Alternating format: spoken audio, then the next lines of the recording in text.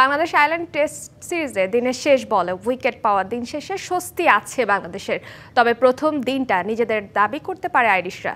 সিলেট টেস্টের প্রথম দিনে 8 উইকেটে 270 রান তুলেছে সফরকারীরা। 4টি ক্যাচ মিস করেছেন টাইগার ফিল্ডাররা। স্টার্লিং ও কারমাইকেল পেয়েছেন 50। সিলেট থেকে শাহরিয়ার হোসেনের প্রথম দিনের ম্যাচ রিপোর্ট।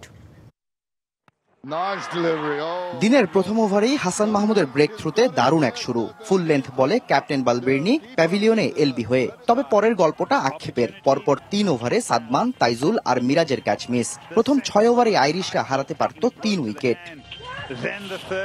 জীবন পেয়ে স্টার্লিং, কারমাইকেল 16 আনা উসুল করেছেন।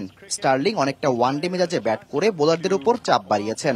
মধ্যাহ্ন বিরতির আগেই তুলে নিয়েছেন হাফ সেঞ্চুরি। দ্বিতীয় সেশনে কামব্যাক করেছে বাংলাদেশ। স্টার্লিংকে ফিরিয়ে দুজনের 96 রানের জুটি ভেঙেছেন নাহিদ রানা। টেক্টরকে এলবির ফাঁদে ফেলেছেন মিরাজ।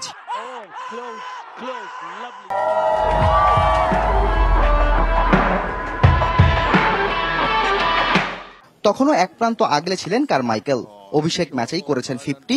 তবে 50-র পর ইনিংসকে বেশিক্ষণ টানতে পারেননি।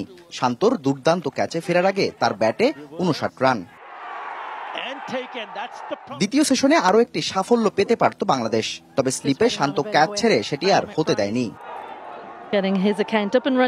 থার্ড সেশনে আইরিশদের চাপে ফেলেছেন অভিষিক্ত হাসান মুরাদ। নিয়েছেন 2 সেট ব্যাটার ক্যাম্পার আর লরকান টাকারের উইকেট।